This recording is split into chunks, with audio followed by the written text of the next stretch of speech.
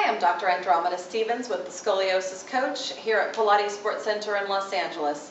We're going to learn how to make a map of your spine or your client's spine to determine where the curves are in a general way so that we can figure out how to do our wedging and pillowing in the next video. What you're going to need is a clipboard with some paper, a pen, and some dot stickers. I have pre-marked my stickers T1, T6, T12, and L1. It's not necessary, but it might help you a bit. We're trying to locate the exact spinous processes, or as close as we can, on the spine. T1, count our way down to T6, count our way down to T12, and then at L5. We're also going to need a phone or a cell phone to take some pictures once you have gotten all your landmarks.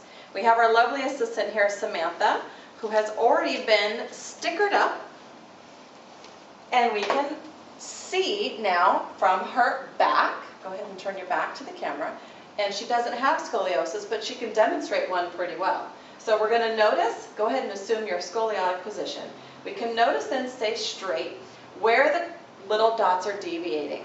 And we can take our first photo straight on from behind. Then we're going to go, also please note, where the dot stickers are on the shoulders to make sure that you have put them in exactly the same location so you didn't get them uneven, even if the shoulders are.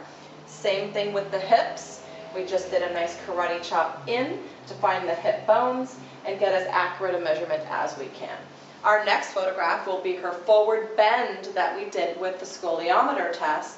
She's going to drop her head down and roll to the floor, letting your arms hang. And stop right about there. Noticing any rib hump that you might see, you're going to make a note of all this when you draw your map.